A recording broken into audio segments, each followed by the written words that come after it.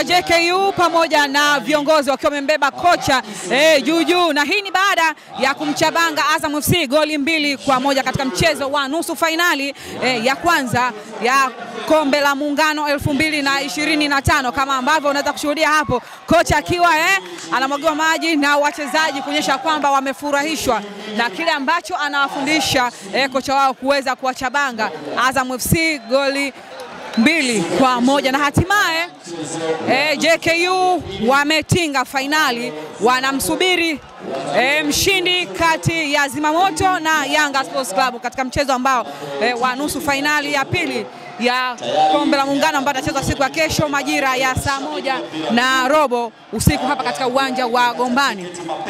Naona wachezaji hao furaha imekuwa ni tele kwa kweli, na hii ni kawaida kwa timu kutoka hapa Zanzibar kuwa na vibe la namna hii. Unashuhudia hapo vibe imekuwa ni kubwa kweli, haswa wanapokuwa wanafunga timu kubwa kutoka kule Tanzania bara.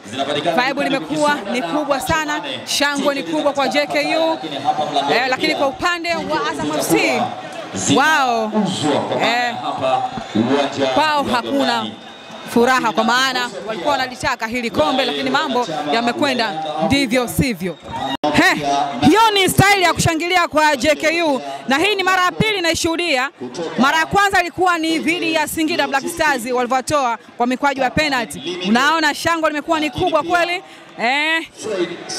Sio tu kusakata kabumbu, lakini pia mambo yamo. Sijui sasa hii ni ngoma ya namna gani ambayo inachezwa hapo. Nikipata wasaa nitawauliza hii ina maana gani.